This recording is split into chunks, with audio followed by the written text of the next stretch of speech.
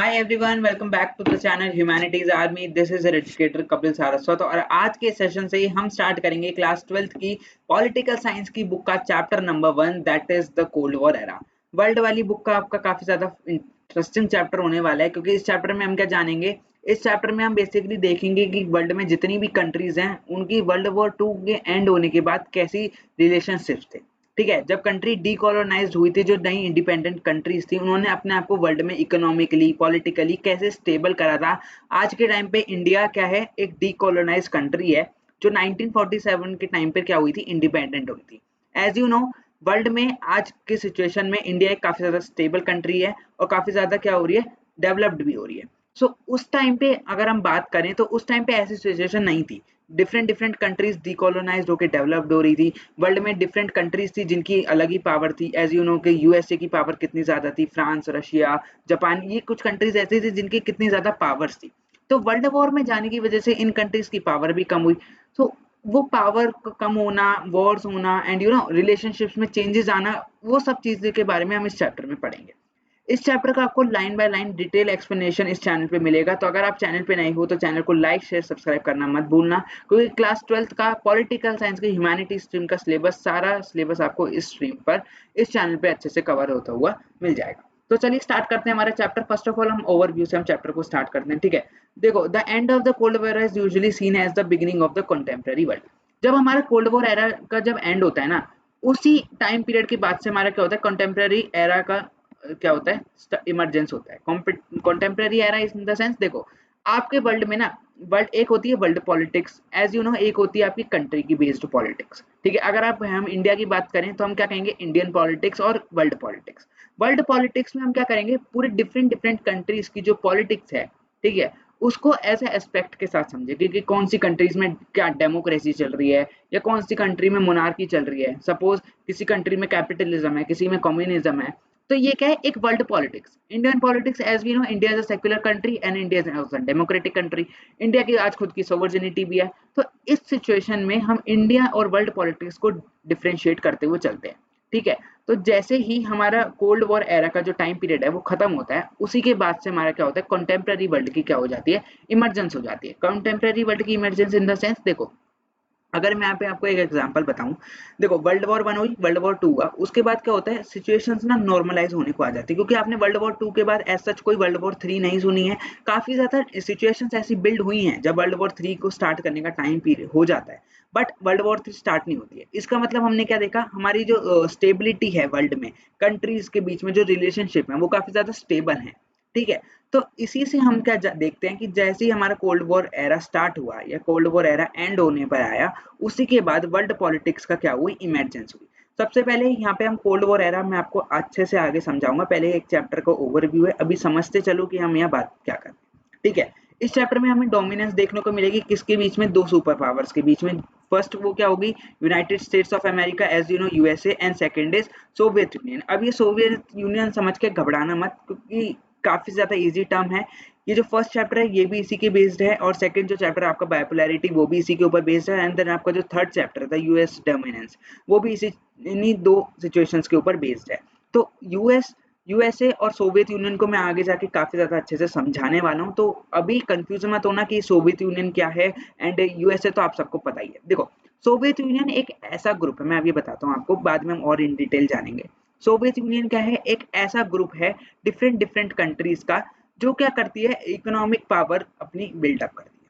Suppose ये Soviet union है कौन सा एरिया, ये आपका यूरोप वाला एरिया है, जिसमें क्या है, रशिया का क्या है, डोमिनेंस है, और उसके साथ छोटी छोटी स्मॉलेस्ट जो कंट्रीज हैं वो उसके साथ टाई अप करके एक खुद की अलायंस बनाती है। अलायंस मतलब एक अपना ग्रुप बनाती है जिसमें उनकी खुद की इकोनॉमिक पावर हो, मिलिट्री पावर हो एंड पॉलिटिकल पावर हो। ठीक है, ये आगे जाके हम इन डिटेल पढ़ेंगे, अभी समझते चलो कि इस चैप्टर में हम क्या पढ़ेंगे, डोमिनेंस पढ़ेंगे, दो सुपर पावर्स का, जो कौन कौन से होंगे, United States of America and Soviet Union. ठीक है, नेक्स्ट हम इस चैप्टर में और क्या देखने वाले हैं, हम इस चैप्टर में जानेंगे नॉन अलाइनमेंट मूवमेंट के बारे में। नॉन अलाइनमेंट मूवमेंट, देखो, हमारी जो वर्ल्ड है, एज यू नो, जब मैंने आपको बताया कि कंट्रीज क्या हो रही थी, यू नो, जब हमारा टाइम पीरियड था, ब्रिटिशर जब इंडिया के ऊपर रूल कर रहे थे, डिफरेंट डिफरेंट पार्ट्स में भी वो वर्ल्ड के रूल कर रहे थे। ऐसा नहीं था सिर्फ इंडिया के ऊपर उनका रूल था, नहीं, डिफरेंट डिफरेंट कंट्रीज पे रूल था उनका वर्ल्ड में।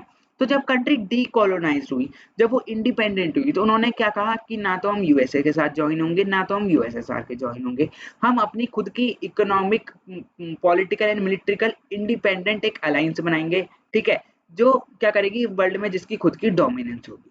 अलायंस मतलब समझ लो, अभी अलायंस मतलब एक ऐसा ग्रुप जिसकी खुद की पॉलिटिकल पावर हो, मिलिट्री पावर हो, and you know and economic power हो। मिलिट्री पावर जैसे जिसके पास न्यूक्लियर वेपन ज्यादा है, ठीक है, जिसके पास वेपन्स ज्यादा हैं। पॉलिटिकल पावर किसके ऊपर, जिसका स्ट्रॉन्ग डेमोक्रेसी सिस्टम है, ठीक है, एंड ये ऐसा नहीं है कि कभी सालों में कभी कोई डेमोक्रेसी आ रही है, कभी कोई राजा रूल करने आ रहा है, नहीं, स्टेबल पॉलिटिकल पावर भी है, ठीक है, as you know India is the best example of it. Next we have our economic power. Economic मतलब हम क्या कर रहे हैं, वर्ल्ड में हमारी इकोनॉमिक स्टेबिलिटी भी है। आज के अगर हम प्रेजेंट टाइम की बात करें तो China is the best example of north Asia, जो क्या कर रहा है, डेवलप्ड कर रहा है, काफी ज्यादा इंक्रीज के लिए, एंड अपनी डोमिनेंस भी दिखा रहा है इस नॉर्थ एशिया के ऊपर, ठीक है। एज इंडिया ऑल्सो, इंडिया क्या कर रही है, डेवलप कर रही है अपने आप को तीनों सिचुएशन में, military power and economic and political. So non alignment movement एक ऐसा मूवमेंट होता है जो जिसमें जो डीकोलोनाइज्ड जो कंट्रीज होती हैं वो क्या डिसाइड करती हैं कि हम अपनी खुद की मूवमेंट बनाएंगे, हम एक अपने खुद की अलायंस ग्रुप बनाएंगे, जिसकी वजह से आगे जाके हमें किसी की डोमिनेंस ना सहनी पड़ जाए, ठीक है। आई होप ये सब आपको क्लियर हो रहा हो। अगर नहीं हो रहा है तो वीडियो को एंड तक देखो, जब तक आपको ये चैप्टर खत्म होगा, जब तक आपको ये सब चीज अच्छे से क्लियर हो जाएंगी, क्योंकि इन डिटेल हम आगे जाके काफी अच्छे से इन्हें समझने वाले हैं। ये सिर्फ एक ओवरव्यू है चैप्टर का, ठीक है। देखो, एज यू नो कि जो दो सुपर पावर्स हैं, नॉन अलाइनमेंट मूवमेंट है, ये सब क्या करते हैं, एक नया इंटरनेशनल इकोनॉमिक ऑर्डर लेकर आते हैं वर्ल्ड के अंदर। इंटरनेशनल इकोनॉमिक ऑर्डर मतलब देखो, इंटरनेशनल इकोनॉमिक ऑर्डर मतलब एज यू नो कि वर्ल्ड में जब हमने क्या देखा, दो सुपर पावर्स भी हैं और एक नॉन अलाइनमेंट मूवमेंट का भी बर्थ हो रहा है, तो इससे क्या हो रहा है, इकोनॉमिक ऑर्डर वर्ल्ड में चेंज होगा। क्यों? देखो, यूएसए डेवलप्ड होगा, क्या पता आगे जाके यूएसएसआर ज्यादा डेवलप्ड हो जाए, that is Soviet Union. Soviet Union and USSR are same, ठीक है, कंफ्यूज मत होना उसमें। क्या पता नॉन अलाइनमेंट मूवमेंट आगे जाके काफी ज्यादा डेवलप्ड हो जाए। तो इसकी वजह से वर्ल्ड में कंट्रीज के बीच में क्या हो रहा था, एक नया इंटरनेशनल इकोनॉमिक ऑर्डर क्या हो रहा था, डेवलप्ड हो रहा था, ठीक है, जिसकी वजह से हमें क्या देखने को मिल रही थी, इकोनॉमिक डेवलपमेंट, पॉलिटिकल इंडिपेंडेंस देखने को मिल रही थी। दूसरी चीज, एज यू नो, मिलिट्री भी काफी ज्यादा इंपॉर्टेंट पार्ट इसमें प्ले कर रही थी। क्यों? क्योंकि वर्ल्ड वॉर जैसी सिचुएशन उस टाइम पे कंट्रीज में चल रही थी। देखो, इंडिया का रोल काफी ज्यादा रहा था नॉन अलाइनमेंट मूवमेंट में, और जिसकी इंडिया एक इंपॉर्टेंट रोल है नॉन अलाइनमेंट मूवमेंट को सक्सेसफुल बनाने में भी। क्यों? देखो, पॉलिटिकल की अगर हम बात करें, इंडिया का क्या है, बेस्ट डेमोक्रेटिक सिस्टम है वर्ल्ड के अंदर। तो इंडिया का इस चीज में सबसे ज्यादा फर्स्ट एडवांटेज हो गया, economically India as you know developed कर रहा है। Next we have our political, best democracy हमारे यहाँ इंडिया में। तो इन चीजों को स्पेयर, इन चीजों में अगर हम डिस्क्राइब करें तो नॉन अलाइनमेंट मूवमेंट को इंक्रीज करने का, नॉन अलाइनमेंट मूवमेंट को इफेक्टिव बनाने का सबसे ज्यादा इंपॉर्टेंट रोल किसका है, इसमें इंडिया का सबसे ज्यादा इंपॉर्टेंट रोल है, ठीक है। ये देखो, ये एक पूरे चैप्टर का ओवरव्यू मैं आपको फिर से बताता हूँ। इस चैप्टर में हम क्या देखेंगे, हम इस चैप्टर में सुपर पावर्स की इमरजेंस देखेंगे, that is USA and USSR. Then हम नॉन अलाइनमेंट मूवमेंट के बारे में जानेंगे। इन सब चीजों के बारे में हम इन डिटेल चैप्टर को कवर करने वाले हैं, ठीक है। आई होप ये आपको समझ आ गया। ये सिर्फ ऊपर ऊपर के पॉइंट्स हैं, अभी आपको जब आप आगे अच्छे से और चैप्टर कवर करेंगे, then you will be clear in all your points.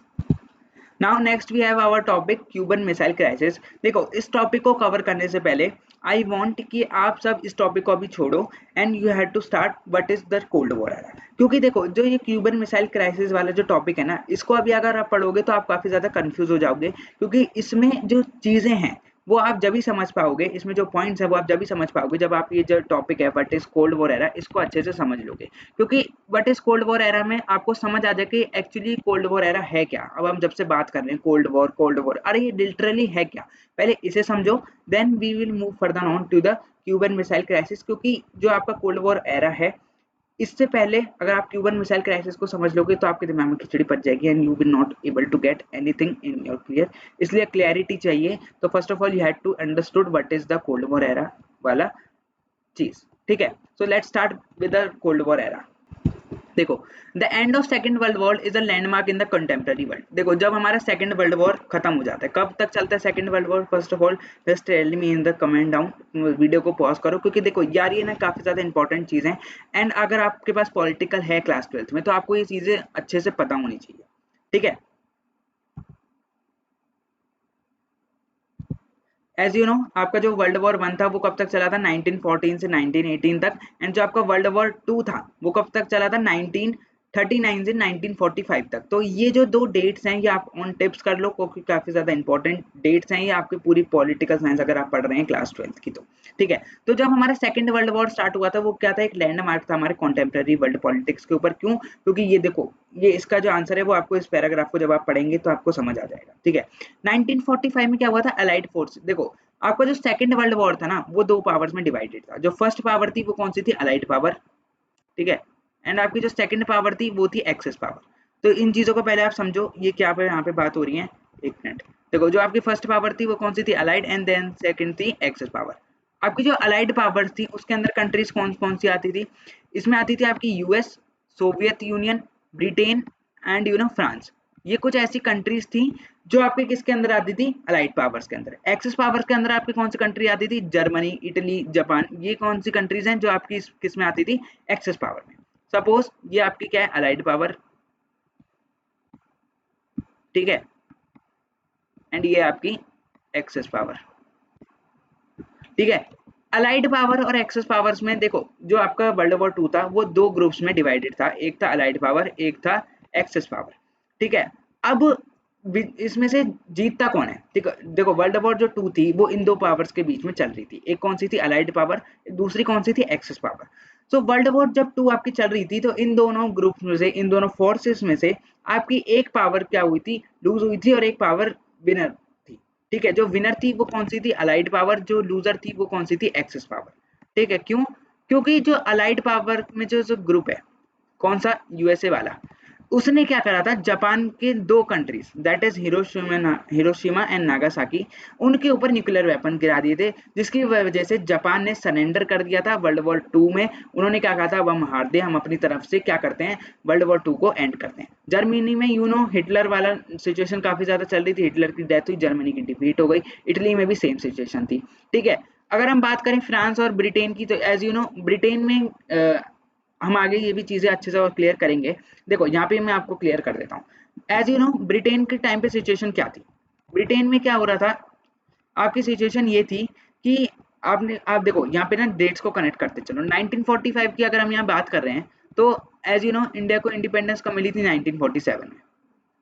ठीक है, 1947 में इंडिया को इंडिपेंडेंस मिली थी, जिसकी वजह से 1945 में क्या हुआ था, आपका जो ब्रिटेन था वो वर्ल्ड वॉर 2 में क्या हो गया था, जीता था। एलाइड पावर तो जीती थी, बट ब्रिटेन में देखो, अब मैं आपको यहाँ एक और चीज बताता हूँ। वर्ल्ड वॉर में देखो जितनी भी कंट्रीज पार्टिसिपेट कर रही है, ऐसा नहीं है चाहे वो आपकी जो वर्ल्ड वॉर है वो ग्रुप में हो जाए या सिंगल हो जाए, ऐसा नहीं है कि सारी कंट्रीज को जैसे ग्रुप में हो रही है तो अगर दूसरा ग्रुप हारा है तो ऐसा नहीं है कि जो सामने वाला ग्रुप है उसमें से किसी भी कंट्रीज को कोई हार्म नहीं पहुंचा होगा, नहीं। अगर वॉर हो रहा है तो दोनों साइड में, दोनों ही कंट्रीज में, जिन कंट्रीज में वॉर हो रहा है दोनों को उनका क्या होगा, नुकसान होगा। ठीक है, जिसकी वजह से अलाइड पावर जीता तो था ग्रुप में, बट एक्सेस पावर की जो पावर थी, एक्सेस पावर की जितनी भी फोर्सेस थी, उसकी वजह से क्या होता, ब्रिटेन एंड फ्रांस को काफी ज्यादा नुकसान झेलना पड़ा था, क्योंकि उनकी जो इकोनॉमिक थी और पॉलिटिकल सिस्टम था वो सब क्या जा चुका था, काफी ज्यादा डाउन जा चुका था, जिसकी वजह से 1945 में ब्रिटेन की जो पावर थी वो काफी ज्यादा लूज हो गई थी, जिसकी वजह से उसने जितनी भी कॉलोनीज बनाई थी अपनी वर्ल्ड में उन सबको उसे क्या करना पड़ा, छोड़ना पड़ा, जिसकी वजह से 1947 में हमें क्या मिली, इंडिपेंडेंस मिली।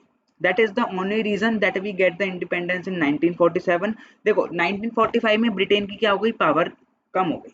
ठीक है, ब्रिटेन की पावर कम हुई, जिसकी वजह से अब देखो अगर कोई कंट्रीज में अगर वो अपनी कॉलोनी स्टैब्लिश कर रहा है तो उन्हें चलाने के लिए थोड़ा इनकम तो चाहिए, इकोनॉमिक पावर थोड़ी तो हेल्दी होनी चाहिए, जिसकी वजह से वो अपना वहाँ पे ट्रेड चला सके, पॉलिटिकल कंट्रोल कर सके, इकोनॉमिक सिस्टम्स को बैलेंस कर सके। एंड 1947 तक आने आने तक ना पीरियड एक ऐसा पीरियड था जिसमें लोगों को हर जगह, जहां जहां उन्होंने कॉलोनीज बनाई थी, हर जगह उन्हें क्या चाहिए थी, एक इंडिपेंडेंस चाहिए थी। एज नेशनलिज्म इन इंडिया आप क्लास 10th में पढ़ के आए हैं, एंड क्लास 12th में अगर आपके पास हिस्ट्री है तो इन डिटेल आपके उसके आगे उसमें आप और जानेंगे। बट अगर हम नेशनलिज्म इन इंडिया के एस्पेक्ट को लेके चलें, as we have the satyagraha movement, non corporation movement, civil disobedience movements. तो ये मूवमेंट्स कैसे थे, ये मूवमेंट हमें क्या याद दिलाता है कि हमें इंडिपेंडेंस चाहिए। तो 1945 में जब ब्रिटेन की पावर एक्चुअली कम हो गई थी, तो 1947 तक आते-आते मैक्सिमम जितनी भी कंट्रीज थी वर्ल्ड में, उन सबको क्या मिल गई थी, इंडिपेंडेंस मिल गई थी। किसके रूल से? ब्रिटिशर्स के रूल से। ठीक है, अब यहाँ पर क्या हुआ, एलाइड पावर क्या हो गई, हार गई। एक्सेस पावर, एलाइड पावर जीत गई एंड एक्सेस पावर क्या हो गई, हार गई, जिसमें आपका जर्मनी, इटली एंड जापान को काफी ज्यादा नुकसान पहुंचा, और जिसकी वजह से आपकी जो वर्ल्ड वॉर 2 है वो 1939 से लेकर 1945 के पीरियड तक चली। ठीक है, अब ब्रिटेन एंड जो फ्रांस था, इन दो कंट्रीज थी, इनकी भी पावर क्या जा चुकी थी, काफी ज्यादा डाउन जा चुकी थी, एज यू नो, क्योंकि वर्ल्ड में अगर जितनी भी कंट्रीज पार्टिसिपेट ले रही हैं, ऐसा नहीं है जो वर्ल्ड वॉर में जो कंट्री जीत रही है सिर्फ उसका कोई नुकसान ही नहीं होगा, उसको economic, political and geographical basis पे कोई उसे डिक्रीजमेंट ही नहीं होगी, नहीं, ऐसा नहीं होता है। अगर आप वर्ल्ड वॉर में पार्ट ले रहे हो तो दोनों तरफ से आपको नुकसान झेलना पड़ता है, एज वी से दोनों हाथ से ताली बजती है, तो ऐसा ही सिचुएशन है। अगर आप कंट्री वर्ल्ड वॉर में पार्ट ले रहे हैं तो दोनों ही तरफ की कंट्रीज को क्या होगा, नुकसान झेलना पड़ेगा।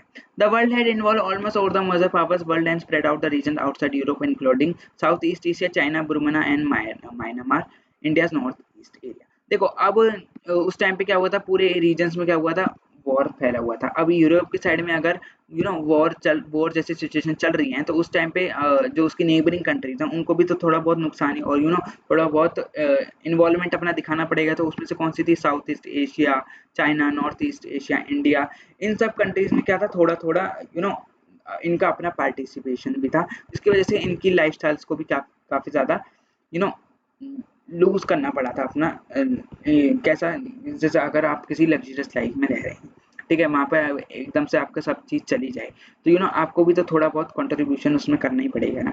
तो ऐसी यहाँ पे सिचुएशन हो गई थी। यहाँ पे क्या हुआ था, जैसे हमारी जो नेबरिंग कंट्रीज थी उनको भी थोड़ा बहुत सफर करना पड़ गया था। जो देखो, एक तो हमारा जो वर्ल्ड वॉर 2 था ना, वो इतनी ज़्यादा जल्दी हुआ था कि जब 1941 से 1918 तक जो हमारा वर्ल्ड वॉर 1 चला था, इस टाइम की जो सिचुएशन थी वो नॉर्मलाइज ही नहीं हो पाई थी, और डायरेक्टली क्या हो गया था, वर्ल्ड वॉर 2 स्टार्ट हो गई थी। ठीक है, अब देखो, जब सेकेंड वर्ल्ड वॉर एंड हुई थी ना, उस टाइम पे क्या हुआ था, बिगिनिंग हो गया था कोल्ड वॉर एरा का। जब हमारी सेकेंड वर्ल्ड वॉर एंड हुई, उसके बाद क्या हुआ, हमारे कोल्ड वॉर एरा की बिगिनिंग हो गई। जब जो वर्ल्ड है वो एंडेड हो गया, यूनाइटेड स्टेट ने जब ड्रॉप करा एटॉमिक बॉम्ब। जो वर्ल्ड वॉर था वो आपका कब खत्म हुआ, वो जब हुआ जब आपका जो यूनाइटेड स्टेट्स है, मतलब जो आपका यूएस है, उन्होंने क्या करा था, जापान की दो सिटीज थी, that is Hiroshima and Nagasaki, इनके ऊपर एटॉमिक बॉम्ब्स गिर दिए थे, जिसका इफेक्ट आज तक आपको वहां पर लोगों जो रह रहे हैं अभी तक देखने को मिलता है। एज कि वो एबनॉर्मल पैदा होते हैं, किसी के कान नहीं होते, किसी का बोलना नहीं आता, किसी के पैर नहीं होते, वो किसकी वजह से हुआ था, उन्होंने बायोलॉजिकल वेपन्स का यूज करा था वॉर में, जिसके बाद ही सिक्योरिटी वाले चैप्टर में आप ये सब पढ़ेंगे आगे जाके, जिसकी की वजह से बायोलॉजिकल वेपन्स, केमिकल वेपन्स, इन सब वेपन्स का वॉर्स में यूज कराना बंद कर दिया गया था। एज नॉन प्रोलिफिकेशन ट्रीटी लगाई थी, जो अब अभी हम आगे पढ़ेंगे। ठीक है, तो यूएस ने क्या करा, जापान की दो cities that is Hiroshima and Nagasaki, अगस्त 1945 में उन दो कंट्रीज के ऊपर एटॉमिक बॉम्ब फोड़ दिए थे, जिसकी वजह से जापान ने क्या करा, सरेंडर कर दिया। जिस चीज को सरेंडर करा कि अब हम वर्ल्ड वॉर खत्म करते हैं, एंड एलाइड पावर जीत गई, एक्सेस पावर हार गई। अब देखो, इन चीजों में ना दो चीज काफी ज्यादा इंपॉर्टेंट रोल प्ले करते हैं। देखो, अब यूएस ने दो बॉम्ब तो फेंक दिया, एटॉमिक बॉम्ब दो सिटीज पे फेंक दिए।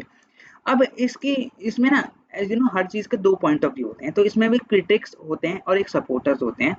वर्ल्ड पॉलिटिक्स में जो क्या करते हैं, बताते हैं कि क्रिटिक्स कौन है, कि देखो तुमने ये बॉम्ब फेंके, ये तुमने काफी ज्यादा गलत करा। सपोर्टर्स कौन है, अरे हाँ हाँ तुमने बॉम्ब फेंक दिए, सही है, हमारी वॉर जल्दी जल्दी खत्म हो गई है, वर्ल्ड वॉर खत्म हुआ। तो यहाँ पे अब हम क्रिटिक्स और सपोर्टर्स का भी पॉइंट ऑफ व्यू देखने वाले हैं।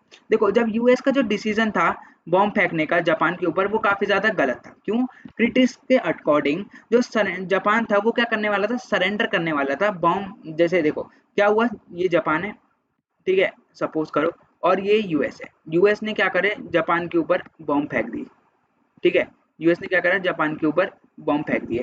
अब बॉम्ब फेंकने से पहले, सपोज यहाँ बॉम्ब नहीं फेंके हैं, बॉम्ब फेंकने से पहले जो जापान है वो क्या करने वाला था, सरेंडर करने वाला था यूनाइटेड स्टेट्स को, कि देखो हम वर्ल्ड वॉर खत्म कर रहे हैं, अब ये सब खत्म करो, हो गया जो होना था, हमारी मिसअंडरस्टैंडिंग्स को हम क्लियर करते हैं।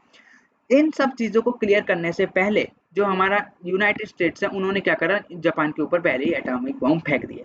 अकॉर्डिंग टू क्रिटिक्स, उन्होंने ये कहा कि जापान सरेंडर करने वाला था और यहाँ पे गलती यूएस की है कि उन्होंने इतनी जल्दी क्या कर दिए, बॉम्ब को फायर कर दिया किसके ऊपर, जापान के ऊपर, जिसकी वजह से काफी ज्यादा जापान के ऊपर सिचुएशन काफी ज्यादा खराब हो गई थी। और उसी अटैक के बाद जापान ने अपना मिलिट्री में एंड वॉर्स ऐसी सिचुएशंस में पार्ट लेना काफी ज्यादा कम कर दिया। आप जापान अपनी मिलिट्री के ऊपर सिर्फ 1% लगाता है एंड मेजोरिटी उसका इकोनॉमिक एंड पॉलिटिकल सिस्टम को डेवलप करने के ऊपर है। ठीक है, अगर आपने क्लास 11th में हिस्ट्री ली थी तो आपने ये सब बैकग्राउंड ऑलरेडी कवर कर लिया होगा। ठीक है, अब अगर हम यहाँ पे सपोर्टर्स का देखें आर्गुमेंट, तो सपोर्टर्स क्या कहते हैं कि काफी ज्यादा नेसेसरी था ये वॉर जैसे सिचुएशंस को खत्म करने का, और अगर हम वॉर को क्विकली खत्म करना था हमें, तो हमें ये जैसी सिचुएशन करनी पड़ती। ठीक है, क्योंकि देखो जब हमने क्या देखा कि जर्मनी क्या हो गई, डिफीट हो गई, जापान के ऊपर क्या कर दिया, बॉम्ब को गिरा दिया गया।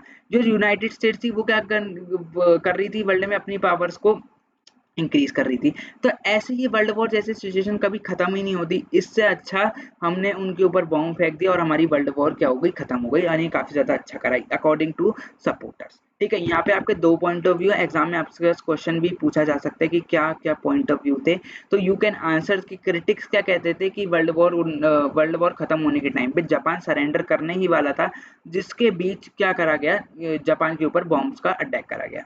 सपोर्टर्स क्या कहते हैं कि अगर हमें वर्ल्ड वॉर जैसी सिचुएशंस को जल्दी जल्दी खत्म करना है तो ये काफी ज्यादा नेसेसरी है हमारे लिए कि हम क्या करें, अपनी बॉम्ब्स को फेंक दें।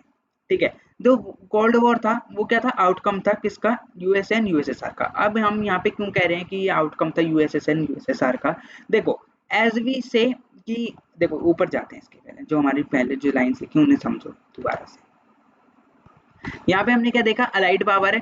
ठीक है, अलाइड पावर में कौन कौन सी कंट्रीज है हमारी, US, Soviet union, Britain and France. ठीक है, एक्सेस पावर में कौन कौन है, जर्मनी, इटली, जापान एंड ये 3 कंट्रीज हैं। अब ये जो हमारी अलाइड पावर है, ठीक है एक सेकेंड, ये जो हमारी अलाइड पावर है, इस अलाइड पावर में हमने क्या देखा, जो ब्रिटेन है इसका क्या हो गया, इकोनॉमी डाउन चलेगी, फ्रांस की क्या होगा, इकोनॉमी डाउन चलेगी, जिसकी वजह से कौन यहाँ पे रहेगा, यूएस एंड सोवियत यूनियन। अब यहाँ पर जब हमारी एक्सेस पावर डिफीट ही हो गई है, ठीक है, यहाँ पे हमने क्या देखा, एक्सेस पावर का क्या हो गया, डिफीट हो गया वर्ल्ड वॉर 2 में, तो इसकी जितनी भी कंट्रीज थी ऑब्वियसली इन सब का भी डिफीट होना तय है। ठीक है, क्योंकि देखो यहाँ पे हमारी अलाइड पावर्स में 2 कंट्रीज क्यों गई, क्योंकि देखो जब एक्सेस पावर ने इनके ऊपर अटैक करा होगा तो ऑब्वियसली इनकी इकोनॉमी, इनका पॉलिटिकल सिस्टम भी डाउनफॉल में जाएगा as, but US and USSR का और ब्रिटेन फ्रांस का इन सब ने अलायंस बनाई तो इनकी पावर ज्यादा थी, जिसकी वजह से एक्सेस पावर हार गई। बट एक्सेस पावर ने भी बदला लेते हुए ब्रिटेन एंड फ्रांस की इकोनॉमी को डाउन करा, जिसकी वजह से जो यूएस है और जो सोवियत यूनियन है इनकी क्या हो गई, इकोनॉमी काफी ज्यादा बूस्ट अप हो गई, जिसकी वजह से कोल्ड वॉर जब हमारा खत्म हुआ उसका आउटकम क्या निकला, उसका आउटकम ये निकला कि हमारा जो यूएस है और यूएसएसआर है इनका क्या हो गया, इमरजेंस हो गया, और ये वर्ल्ड में क्या बन गई, 2 ऐसी सुपर पावर्स बन गई जिनकी वजह से वर्ल्ड में काफी ज्यादा टफ कॉम्पिटिशन हमें एक दूसरे में देखने को मिले। ठीक है, यहाँ पर हमारा ये जो कोल्ड वॉर एरा है ये यहाँ पे अभी इसको यहीं तक स्टॉप करो। इससे पहले अब हम थोड़ा क्यूबन मिसाइल क्राइसिस पढ़ते हैं। अब देखो यहाँ पर अभी कोल्ड वॉर हुआ क्या, इसको समझो। ठीक है, हमने ये बैकग्राउंड देख लिया कि वर्ल्ड में 2 कंट्रीज हैं, जो वर्ल्ड में 2 वर्ल्ड वॉर हो रहा है, 2 पावर्स के बीच में वर्ल्ड वॉर हो रहा है, अलाइड एक्सेस, अलाइड पावर और एक्सेस पावर। अब यहाँ पर ये कोल्ड वॉर आया कैसे, ठीक है, यहाँ पे हम वो वाली चीजें समझते हैं। देखो आपकी जो ये वर्ल्ड पॉलिटिक्स वाली बुक है ना, ये किसके ऊपर बेस्ड है, कि आपकी नेशनल इंटरेस्ट के ऊपर बेस्ड है। अब जिस कंट्री से काम पड़ेगा उतने उससे काम निकलवा लेंगे एंड काम खत्म तो कंट्री भी खत्म, कोई मतलब नहीं उस कंट्री में कैसी सिचुएशन चल रही है, क्या है हुआ। तो इसी नेशनल इंटरेस्ट के हिसाब से एज वी नो कि अलाइड पावर जीती, जिसमें क्या बचे, 2 कंपटीशन बचे, यूएस एंड यूएसएसआर। अब इन नेशनल इंटरेस्ट के हिसाब से इन 2 कंट्रीज में भी क्या होने लग गई, डिफरेंसेस होने लग गए। क्यों, क्योंकि जब वर्ल्ड में 2 सुपर पावर्स हैं तो कंपटीशन ऑब्वियसली डबल हो गया। यहाँ पर क्या हो गया, कंपटीशन डबल हो गया, और जिसकी वजह से क्या होने लग गया, हमारे यहाँ पर सिचुएशंस, वॉर जैसी सिचुएशंस एंड लड़ाइयाँ and cold war, hot war, ये सब क्या चलने लग गए, कंट्रीज के बीच में चलने लग गए। अब इस चीज को समझने से पहले यहाँ पे जो लिखा है इसको समझो, या चलो पहले इसी को समझो। देखो अप्रैल 1961 में क्या हुआ, जो लीडर्स थे Soviet union of socialist republics, मतलब यूएसएसआर के जितने भी जो लीडर्स थे वो क्या होने लग गए, वरी होने लग गए। क्यों, क्योंकि जो यूनाइटेड स्टेट्स ऑफ अमेरिका है, जो यूएसए है, वो क्या करने लग गया, जो आपका यूएसएसआर है उसका जो क्यूबा है उसके ऊपर क्या करने लग गया, इन्वेड करने लग गया। अब आपको ये कुछ भी नहीं समझ आया होगा, मैं आपको अब इसको समझाता हूँ एक मैप की उससे, आपकी डायग्राम के बेस्ड पे जो आपकी बुक में ऑलरेडी गिवन है, ठीक है। Just a second. इस पीपीटी में जो आपका डायग्राम दिया हुआ है ना वो काफी ज्यादा ब्लर है। अब यहाँ पे मैंने एक ये रफ सी पेंटिंग बनाई है, इससे आपको समझना पड़ेगा, ठीक है। इसे आप समझ जाओगे आई होप। काफी ज्यादा मैंने सिंपल एंड सॉर्टेड पेंटिंग यहाँ पे टाइप की बनाई है, and I will definitely know आपके इससे समझ जाओगे। क्योंकि देखो यहाँ पे आपका जो पीपीटी में जो डायग्राम है ना इसको ब्लर करा गया है ताकि कोई भी आपकी इस पीपीटी से डायग्राम को कॉपी करके अपनी दूसरी वेबसाइट्स पे ना डाल ले। इसके लिए मैंने आपका ये काफी सॉर्टेड टाइप का एक डायग्राम टाइप का बना लिया है, and you will able to get it. देखो अप्रैल 1961 में क्या हुआ, जो लीडर्स थे सोवियत यूएसएसआर के, union of Soviet socialist republic के, ये क्या उन्हें वरीड होने लग गए। क्यों? क्योंकि जो यूएसए थे वो क्या, यूएसए देखो ये आपका यूएसए, इसकी नजर किस पे थी, इस क्यूबा पे। ये क्यूबा किसका पार्ट था, आपका यूएसएसआर का। आप अपने सामने बुक खोल के बैठना एंड अपने इस डायग्राम को देखना जो आपके इस डायग्राम इस पेज नंबर 2 में गिवन है, then you will able to get it. बाकी अभी तक इस डायग्राम को देखो, अगर आपके पास बुक नहीं है आपको अभी भी समझ आ जाएगा। देखो ऊपर की साइड को क्या है आपका यूएसए, नीचे की साइड को क्या है यूएसए, यूएसएसआर, ठीक है। यूएसए की नजर किस पे, क्यूबा के उस पे। क्योंकि जो आपका यूएसएसआर था, क्यूबा उसका एक मेन पार्ट था, ठीक है। एक काफी छोटा सा तो था, बट अब यूएसएसआर अपनी एक कंट्री क्यों दे देगा यूएसए को, ऑब्वियसली। तो यूएसए की किसकी नजर, यूएसए के ऊपर किसकी नजर थी, क्यूबा की, ठीक है। तो जो हमारे कौन होते हैं, जो फाइडल कैस्ट्रो होते हैं, प्रेसिडेंट होते हैं स्मॉल आइलैंड ऑफ क्यूबा के, ये क्या करते हैं, ये करते हैं जो निकिता खुर्शोव होते हैं लीडर सोवियत यूनियन के, इनसे क्या कहते हैं, इनको कहते हैं कि यहाँ पे 1962 में कि यहाँ पे एक काम करते हैं, मिसाइल लगा देते हैं क्यूबा के ऊपर। और वो मिसाइल अगर हम लॉन्च कर देंगे, अगर कभी भी किसी ने, यूएसए ने क्या करा, क्यूबा वगैरह पे अटैक करा। अब तुम्हें यहाँ पे समझ तो आया नहीं होगा, मैं तुम्हें बताता हूँ। ये जो क्यूबा के जो प्रेसिडेंट हैं, कौन, फिदेल कैस्ट्रो, इन्होंने क्या कहा, डिस्कशन करा किसके साथ, निकिता खुर्शेव के साथ, जो कौन है, लीडर हैं सोवियत यूनियन के। इन्होंने डिस्कशन क्या करा कि क्यूबा हमारा खतरे में है और इस क्यूबा को बचाने के लिए हमें कुछ ना कुछ करना पड़ेगा। निकिता खुर्शेव ने क्या कहा, 1962 में उन्होंने क्या करा, यहाँ पर ये जो आपके न्यूक्लियर वेपन्स है, वेट अ मिनट, यहाँ पे जो आपके न्यूक्लियर वेपन्स हैं, इनको क्या करा, लगा दिया क्यूबा के बाउंड्री में। जैसे जो क्यूबा का जो आइलैंड था उसके बाउंड्रीज में उन्होंने क्या करे, ये न्यूक्लियर वेपन लगा दिए, जो मैंने ये एरोस टाइप की बनाई है। यहाँ पे इन्होंने क्या कर दिए, ये न्यूक्लियर वेपन लगा दिए यूएस को ये शो करने के लिए कि अगर आप हमारे ऊपर हमला करते हो देन हम इन मिसाइल्स को क्या कर देंगे, लॉन्च कर देंगे, ठीक है। अब जब ये वेपन्स लॉन्च हुए तो अब ऐसा है नहीं कि यूएसए आपका शांत बैठा रहेगा, नहीं। यूएसए ने क्या करा, डबल्ड नंबर में, ठीक है, और अपने मैक्सिमम ऑफ सिटीज में जो आइलैंड के पास थी, आइलैंड के किनारे थी, उनमें क्या करा, यूएसएसआर को डिफीट करने के लिए मिसाइल्स लगा दी। एज यू नो, ये आपका जो ये जिगजैग टाइप का ये पैटर्न मैंने बनाया, ये सपोज आपकी मिसाइल है। तो यूएसए ने अपने आइलैंड के पास मिसाइल लगा दी, एंड क्यूबा ने भी अपने आइलैंड के पास क्या कर दी, मिसाइल लगा दी, ठीक है। अब क्या हुआ, 3 वीक्स आफ्टर, जो सोवियत यूनियन है उसने क्या करा, न्यूक्लियर वेपन्स को लगा दिया क्यूबा के पास। और अमेरिका का जो प्रेसिडेंट है वो क्या हो गया, अवेयर हो गया, ठीक है। जो अमेरिका का प्रेसिडेंट कौन था, जॉन एफ कैनेडी, ये क्या हुआ, अवेयर हुआ, और इस चीज पे उसको काफी ज्यादा गुस्सा भी आया कि यार देखो हम ना आ रहे तो ऐसा कोई इरादा भी नहीं था कि हम क्यूबा को ले, और तुम ऐसी सिचुएशन बना रहे हो कि वर्ल्ड में आगे जाके हमारे क्या हो, हमारे बीच में डिफरेंसेस हो, ठीक है। तो उन्होंने क्या कहा, खुरुशेव को ये कहा कि तुम अपनी जो मिसाइल्स हैं जो तुमने लगाई हैं इन्हें निकाल दो, मैं तुम्हारा तुम्हारे एरिया में कब्जा नहीं करूंगा। उन्होंने ये मिसाइल वगैरह नहीं लगा दी, ठीक है। तो इन रिप्लाई जो कैनेडी थे, जॉन के एफ कैनेडी, इन्होंने इन रिप्लाई क्या कहा, इन्होंने ये कहा कि देखो यहाँ पे जो लिखा है पहले उसे पढ़ते हैं, फिर जो मैंने ऊपर डायग्राम बनाया उसको आप देख के समझ जाओगे। कैनेडी ने ऑर्डर करा कि अगर सोवियत यूनियन की कोई भी शिप हमें क्यूबा के पास आती हुई दिखी, ठीक है, ये हमारे यूएसए की आइलैंड के पास आती हुई दिखी, तो हम क्या समझेंगे कि आप लोग क्या कर रहे हो, वॉर को स्टार्ट करने की तैयारी कर रहे हो, और आप वॉर करने की हमें चेतावनी दे रहे हो कि अब जैसे हमारी शिप आई और तुम ये कह दे रहे हो कि अब हम वॉर कर लेंगे, ठीक है।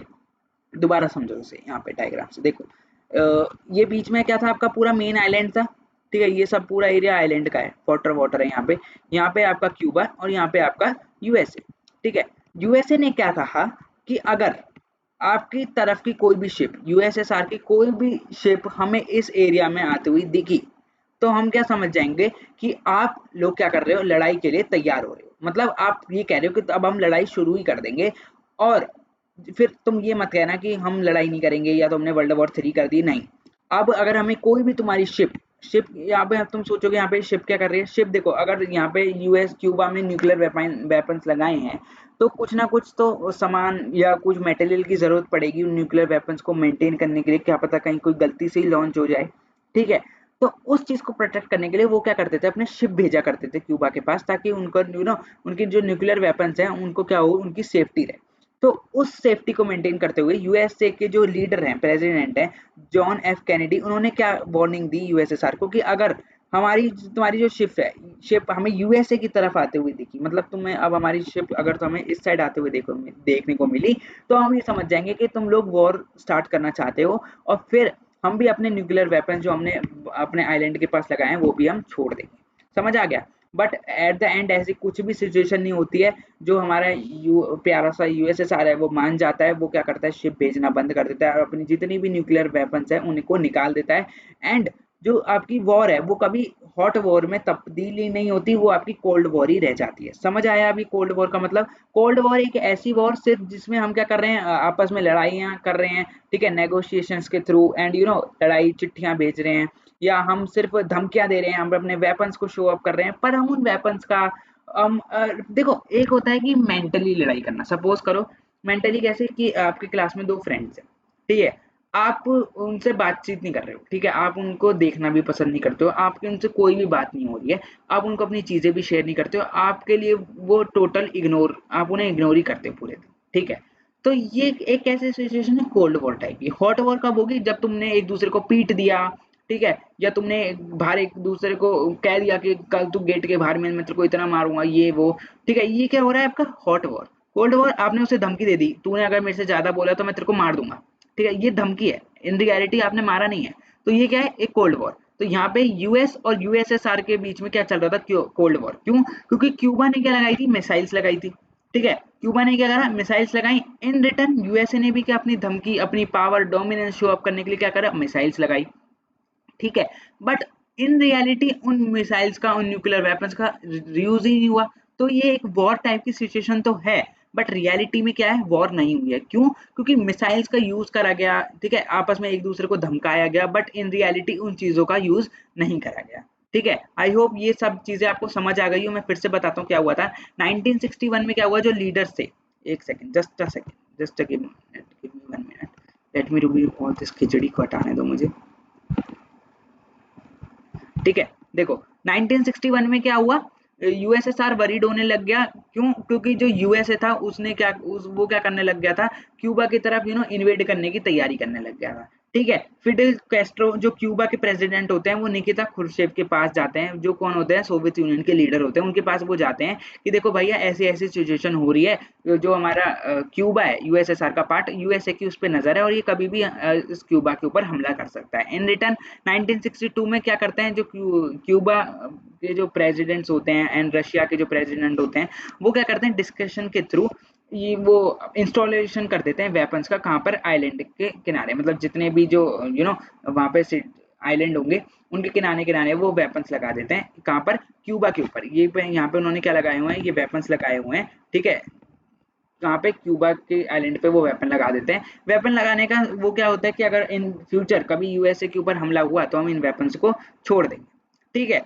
जिस चीज को देखते हुए जो प्रेसिडेंट होते हैं यूएसए के, उन चीज को काफी ज्यादा गुस्सा आता है कि हमारे तो ऐसे कोई इरादे ही नहीं थे, इन्होंने मनगढ़ंत कहानी बनाई कि हम इन्वेड करना चाहते हैं, ये वो, और फिर इन्होंने न्यूक्लियर वेपन भी दिखा दिए। इस चीज से वर्ल्ड के ऊपर क्या इफेक्ट पड़ेगा, कि मतलब पहले तो इन्होंने एक ही ग्रुप के मेंबर थे, अब इनके ऊपर इतनी लड़ाई होने लग गई कि यार ये इतना मतलब कितना।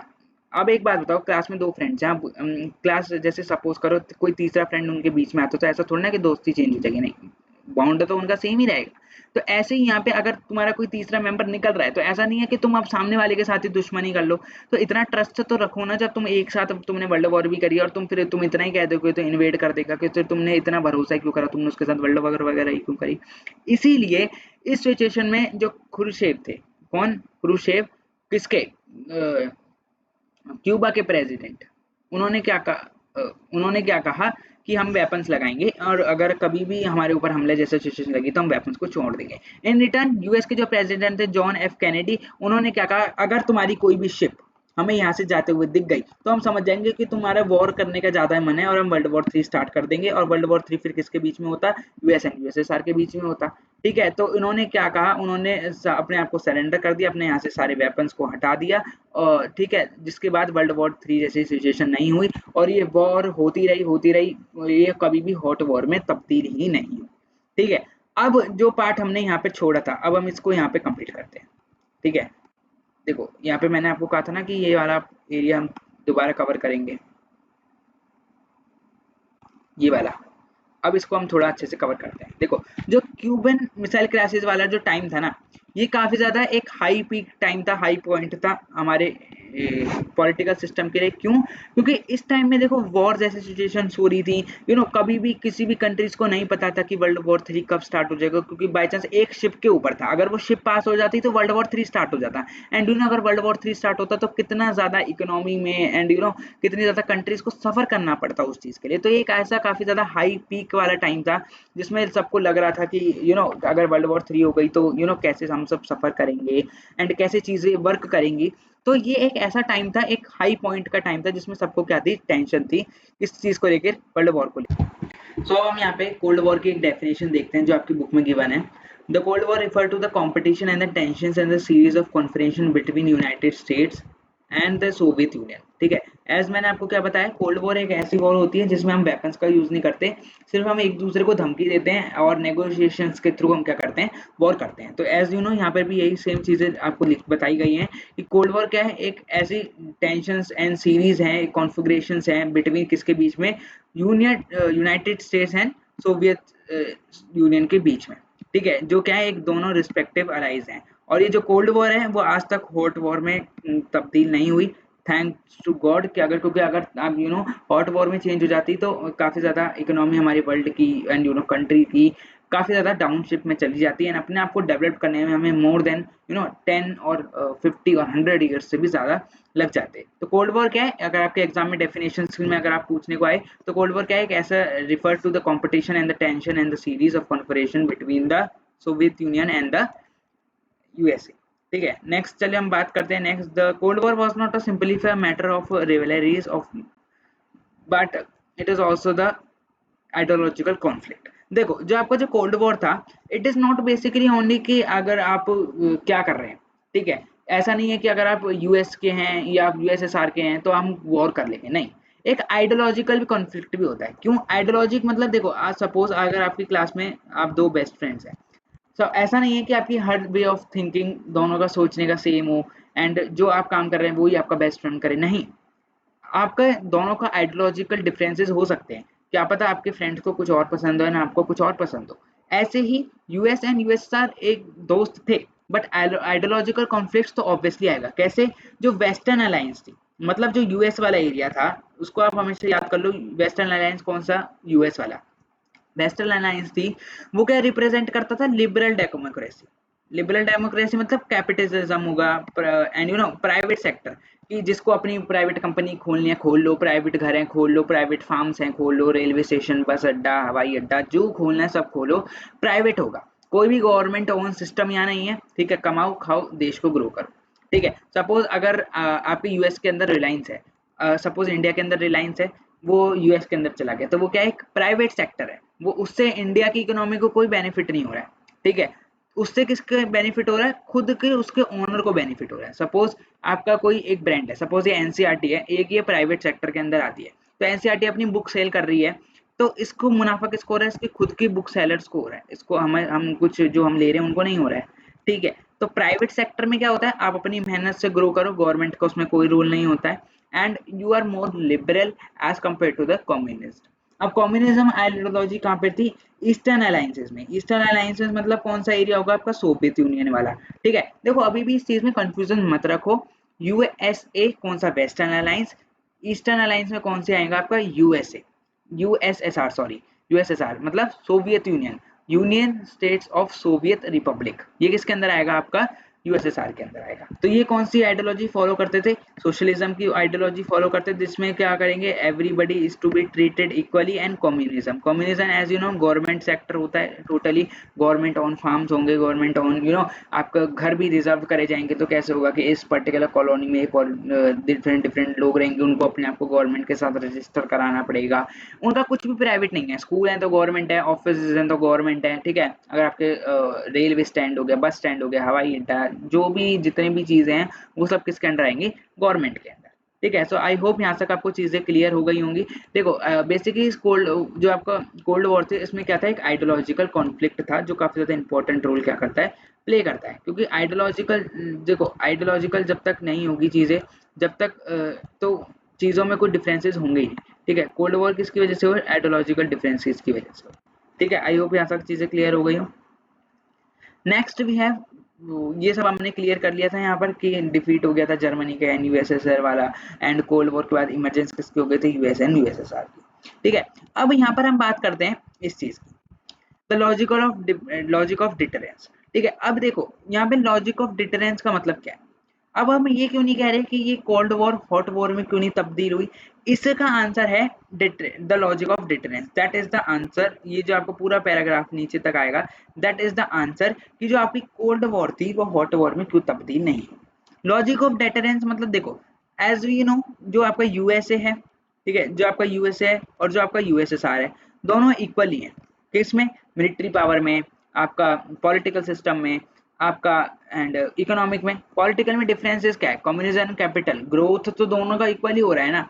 तो अगर मिलिट्री पावर्स में दोनों एक साथ जाती हैं, सपोज दो कंट्रीज के बीच में क्या हुई, लड़ाई हो रही है, ठीक है, ये आपका यूएसए एंड आपका ये यूएसएसआर है, दोनों के बीच में मिलिट्री पावर हो रही है, तो जीतना किसी का तय नहीं है, नुकसान दोनों को ही बराबर होगा। क्यों? क्योंकि मिलिट्री पावर यूएस के पास भी ज्यादा है, यूएसएसआर के पास भी ज्यादा है, तो दोनों का अगर लड़ाई करेंगे तो नुकसान दोनों को होगा ना। तो इसीलिए लॉजिक ऑफ डिटरेंस ये कहता है कि जब दोनों के पास क्या हो, कैपेसिटी हो किसके अगेंस्ट अटैक करने की, या कॉज को झेलने की, या वॉर करने की, तो उस सिचुएशन में हमें वॉर नहीं करनी चाहिए। Instead of doing war we should do the negotiation, ठीक है। क्यों? क्योंकि यहाँ पे कैपेसिटी तो दोनों की सेम है ना। अब वॉर करेंगे तो नुकसान दोनों को होगा। या तो हम वॉर किस लिए करते कि एक को डिफीट करने के लिए, यहाँ पे डिफीट कोई होगा नहीं, दोनों का नुकसान है। क्यों? क्योंकि दोनों की ऑलमोस्ट पावर सेम है, ठीक है। उस लॉजिक में आपका लॉजिक ऑफ डिटरेंस क्या कहता है कि अगर दोनों की वॉर्स के टाइम पे कैपेसिटी सेम है, तो instead of doing war we should have a negotiation, ताकि जो आपकी वॉर है वो कोल्ड वॉर ही रहे, हॉट वॉर में तब्दील ना हो। डिटरेंस का मतलब क्या होता है? रिलेशन जो प्रिवेंट करता है वॉर्स को, ठीक है, जिसमें आपका कर लो नेगोशिएशन कर लो एंड वॉर्स वगैरह ना करो, ठीक है। यहाँ पर आपको सब यही बताया गया है कि देखो जो दो सुपर पावर हैं कंट्रीज के अंदर, वो क्या है, रेशनल हैं और रिस्पॉन्सिबल एक्टर्स हैं। क्यों? क्योंकि दोनों की पावर सेम है, ठीक है। अंडरस्टूड हम कर सकते हैं, अगर हम इन दोनों के बीच में फाइट वगैरह कराएंगे तो दोनों ही सुपर पावर्स में से जीतने का किसी का तय नहीं है, क्योंकि डिटरेंस रिलेशनशिप है, वॉर करने से कोई फायदा नहीं है, ठीक है। और मैसिवली डिस्ट्रक्टिव भी काफी ज्यादा होगा अगर हमारी क्या होगी, वॉर वगैरह जैसे सिचुएशंस को अगर हम क्या करेंगे, क्रिएट करेंगे। तो जिसकी वजह से हमें एज कंक्लूजन क्या निकल के आता है, तो being restraint avoiding the risk of another world war. अगर अब हम वॉर नहीं करेंगे तो उससे क्या होगा, हमारा जो वर्ल्ड वॉर जो सिचुएशन 3 है वो भी क्या हो जाएगी, प्रोटेक्ट हो जाएगी, और वर्ल्ड में क्या होगा, एक हेल्दी इन्वायरमेंट फिर से बिल्ड हो पाएगा। As you know results are in front of you, world war 3 जैसी सिचुएशंस नहीं क्रिएट हुई हैं, एंड मैनेज सिस्टम अच्छे से हो रहा है। Then we have the next topic, the emergence of power blocks. ये सब काफी ज्यादा सिंपल टॉपिक है, ठीक है। Emergence of power block, as we know कि अलाइड और एक्सेस पावर में से एक्सेस पावर हार जाती है। एक्सेस पावर में जर्मनी, इटली और जो जापान होता है वो क्या होता है, वो हार जाते हैं, डिफीट हो जाता है। एंड आपके अलाइड पावर्स के अंदर भी जो ब्रिटेन एंड जो फ्रांस है वो डिफीट हो जाते हैं। तो यूएसए एंड यूएसएसआर के बचते हैं, दो ब्लॉक्स बचते हैं आपके वर्ल्ड में, जिनकी क्या होती है, काफी ज्यादा डोमिनेंस हाई होती है। अब देखो वर्ल्ड में आपकी सपोज ये वर्ल्ड है, अब ये दो जो ब्लॉक है ना, ये वर्ल्ड को एक तरीके से डिवाइड कर देते हैं। क्यों? क्योंकि यहाँ पे क्या होना आएगा, यूएसए वाला एरिया आएगा, और यहाँ पे क्या आएगा, आपका सोवियत यूनियन वाला यूएसएसआर वाला एरिया आएगा। तो ये दो वर्ल्ड में दो ऐसी पावर हैं जिनकी डोमिनेंस काफी ज्यादा है। तो सब जितनी भी कंट्रीज हैं वो किसके अंडर आएंगी, इन दो सुपर पावर ब्लॉक्स के अंदर आएंगी। तो इसका मतलब क्या हो रहा है, वर्ल्ड में दो मेन जो पावर्स हैं उनका क्या हो रहा है, इमरजेंस हो रहा है, ठीक है। सिंपली हम क्या कहें, वर्ल्ड को हमने शार्पली डिवाइड कर दिया दो अलायंसेस के बीच में, दो सिस्टम्स के बीच में। फर्स्ट कौन सा है, यूएसए, एंड सेकंड कौन सा है, यूएसएसआर, ठीक है। The smallest state is the alliance used to link the super power for their own purpose. अब देखो अब हमने यहाँ के पे क्या बात करी, जितनी भी जो स्मॉल कंट्रीज है वो किसके अंडर आ रही हैं, इन दो सुपर पावर्स के अंडर आ रही है। अब वो जो स्मॉलर कंट्रीज है उन्हें इससे फायदा क्या मिल रहा है, इसके अंडर आने से उन्हें फायदा क्या मिल रहा है, उनके लिंक किसके हो रहा है, सुपर पावर्स के साथ। सपोज अगर कभी उनको प्रोटेक्शन की जरूरत है, ठीक है, वेपन्स की जरूरत है, ठीक है, या उन्हें इकोनॉमिक एड आ रही है, जैसे उनको भुखमरी आ गई या पैसे की कमी हो गई, ठीक है, या उनके नेबर्स के साथ रिश्ते खराब हो गए, तो इन जैसे सिचुएशन में अगर उनके रिलेशनशिप यूएसए या यूएसएसआर के साथ अच्छे रहते हैं, तो इन सब चीजों से उनको ऑप्ट आउट कराने में हेल्प कौन करेगा, आपका सुपर पावर्स हेल्प करेंगी। इसीलिए जितनी भी आपकी जो स्मॉलर स्टेट्स हैं वो क्या कर रही हैं, वो बेनिफिट ले रही हैं सुपर पावर्स का, उनके साथ ज्वाइन करके। ठीक है, जो अलायंस सिस्टम है वो क्या लेड कर रहा है, दो सुपर पावर्स को, जिसमें क्या है, दो कैंप है, दो पार्ट में डिवाइड है।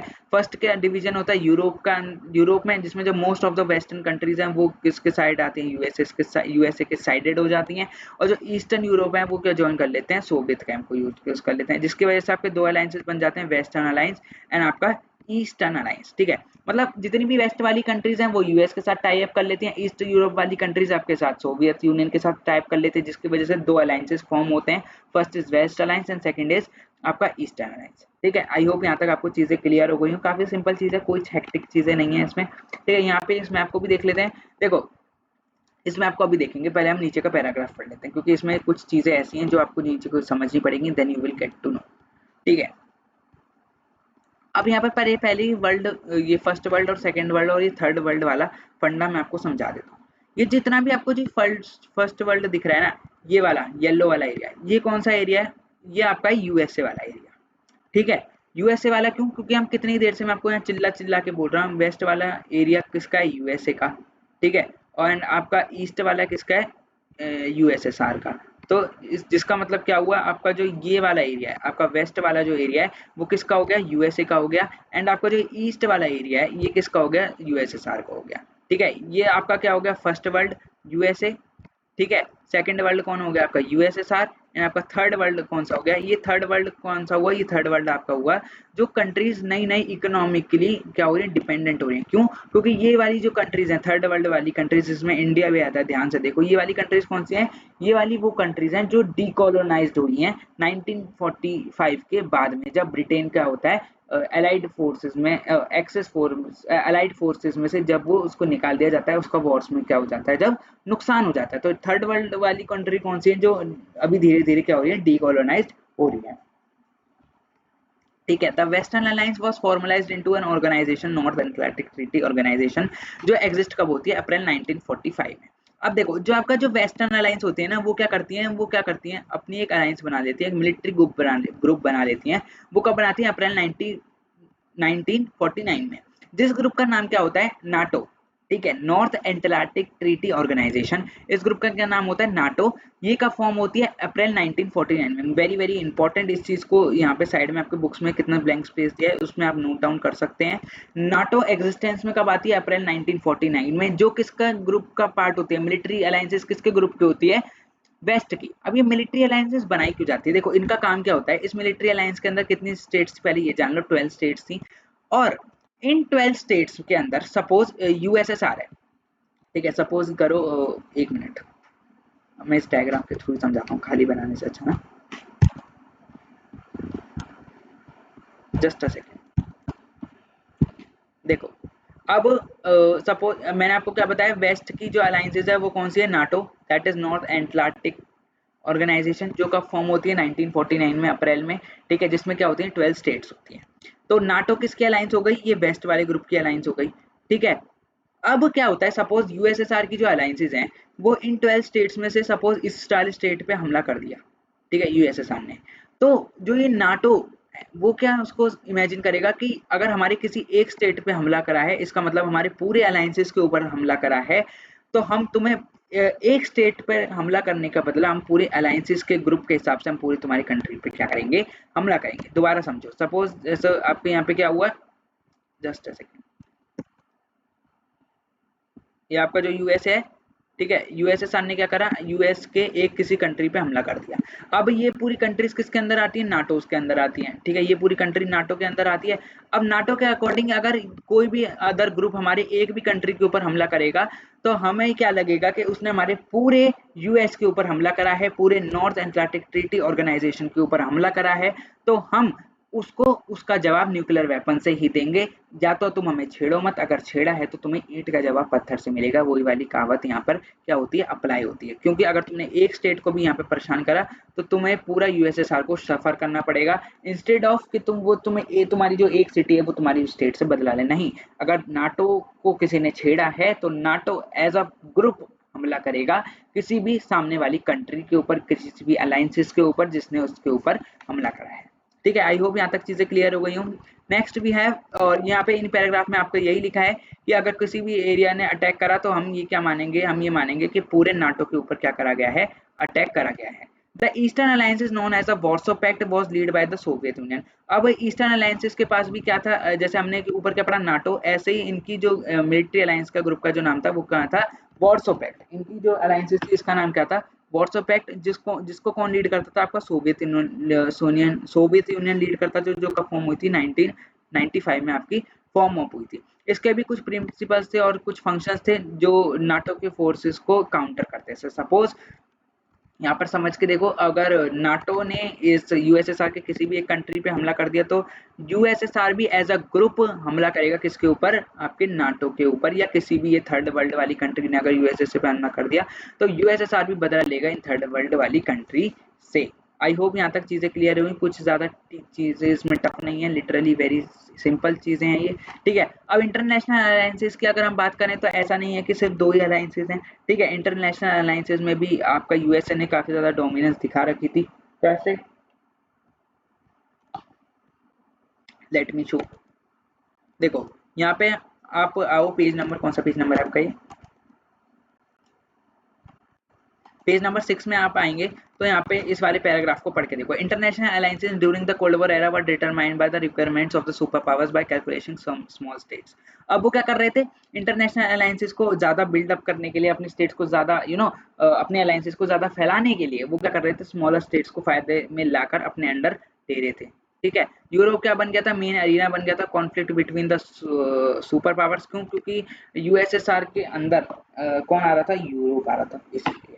ठीक है, अब कई जगह पे क्या हो रहा था, मिलिट्री पावर्स को यूज करके कंट्रीज को ब्रिंग डाउन करा जा रहा था, जबरदस्ती कोई भी अलायंसेस में क्या करा जा रहा था, शिफ्ट डाउन करा जा रहा था। अब देखो यहाँ पर हम क्या देखते हैं, जो यूएस है ना, उसकी ना जो अलायंसेस हैं वो तीन पार्ट में डिवाइडेड हैं। उसके उसके सिस्टम में तीन ट्रीटीज हैं। ठीक है, ये भी हम पहले हम इसको पढ़ लेते हैं, फिर मैं ऊपर तुम्हें डायग्राम में समझाता हूँ। जो ईस्ट साउथ ईस्ट एशिया है वो किस में आता है, वेस्ट, मतलब देखो जो आपका मिडल ईस्ट वाला एरिया है। ठीक है, किसकी हम बात कर रहे हैं, ये हम बात कर रहे हैं नाटो वाली अलायंसेस का। जो मिडल एरिया है उसको हम क्या कहेंगे, क्या कहेंगे उस सिस्टम को, हम कहेंगे सियाटो। क्यों, क्योंकि वो साउथ ईस्ट एशियन ट्रीटी वहां पे लगाई जाएगी, जिसमें क्या आएंगे आपकी मिडल ईस्ट वाली कंट्रीज, साउथ एशिया वाली कंट्रीज, वेस्ट एशिया वाली कंट्रीज। ठीक है, जिस जहाँ पे कौन सी ऑर्गेनाइजेशन लगाई जाएगी, आपकी सियाटो। बट जो आपका जो सेंट्रल ट्रीटी ऑर्गेनाइजेशन है वो कहाँ पे लगाई जाएगी, आपके जो यूएसए के जो नीचे वाला एरिया है वहां पे लगाई जाएगी। ठीक है, जैसे कि अगर मैं आपको इस डायग्राम में अभी समझाऊं तो first of all let me explain, erase it. देखो ये ये नाटो तो आपका ये पूरा ग्रुप है। मिडल वाला ग्रुप क्या होगा आपका, सियाटो। ठीक है, मिडल वाला ग्रुप क्या होगा आपका, ये पूरा सियाटो। ये नीचे वाला क्या होगा, सेंटो। ऊपर वाला क्या होगा, नाटो। तो ये एक ग्रुप भी तीन पार्ट्स में डिवाइडेड था, जिसका मतलब जो ऊपर वाला ग्रुप है वो का है नाटो, बीच वाला सियाटो जिसमें आपकी मिडल ईस्ट वाली कंट्रीज आ रही है, और नीचे वाला आपका है सेंटो। ठीक है, इन तीन पार्ट्स में आपका जो ये यूएस की जो अलायंसेस थी वो क्या थी, डिवाइडेड थी। जो यूएस जो सोवियत यूनियन है, कम्युनिस्ट चाइना रिस्पॉन्ड कैसे करता है उनको देखो। अब ऐसा नहीं है कि इंटरनेशनल स्टेट्स में सिर्फ नाटो का ही हाथ, तो नहीं, ऐसा नहीं है। यूएसएसआर जो थी उसका भी काफी ज्यादा हाथ था अपने अपने सराउंडिंग्स में, अपने नेबर्स के साथ रिलेशनशिप्स को अच्छा करने में। जैसे कि उसके साथ चाइना के काफी ज्यादा अच्छे रिलेशन थे, किसके, सोवियत यूनियन के। ठीक है, उसके साथ वियतनाम के साथ और कोरिया, नॉर्थ कोरिया के साथ, इराक के साथ, इनके साथ भी क्या थे, काफी ज्यादा अच्छे रिलेशन थे। The Cold War threatened to divide the world into two alliances under the new circumstances, newly dependent country gaining the independence from colonial countries. अब यहाँ पे किसकी बात आ रही है? आपकी यहाँ पे बात आ रही है नॉन अलाइनमेंट मूवमेंट की, ठीक है। एज वी नो कि जैसे जैसे आपका कोल्ड वॉर चल रहा था, उस टाइम पे क्या हो रहा था, जब हमने देखा कि ब्रिटेन की पावर डाउन हो गई तो उसने क्या करा, कंट्रीज को डीकोलोनाइज कर दिया। उस डीकोलोनाइज सिचुएशन के अंदर जो नई नई कंट्रीज जो डेवलप्ड हो रही थी, वो क्या कर रही थी, अपना खुद का एक मिलिट्री अलायंसेस बनवा रही थी। क्यों? देखो यहाँ पे ना एक मिडल पाथ की तरह हो गया। सपोज करो ये यूएसए है, नहीं, ये आपका नॉन अलाइनमेंट मूवमेंट है, और आपका वेस्ट में क्या है, यूएसए, एंड ईस्ट में क्या है, यूएसएसआर, ठीक है। ये आपका क्या है, non alignment movement. Just a second.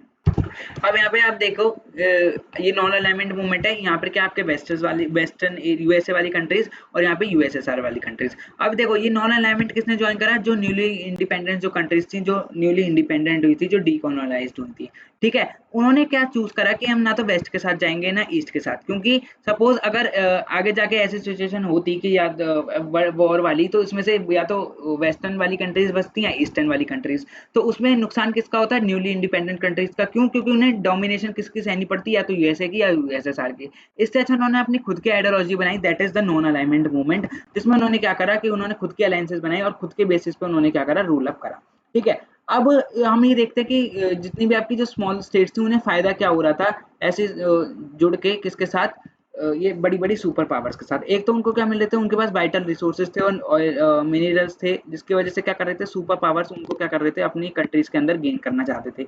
उनकी जो टेरिटरी थी उससे क्या हो रहा था, सुपर पावर्स को वेपन्स और ट्रूप्स बनाने में काफी ज्यादा हेल्प मिल रही थी।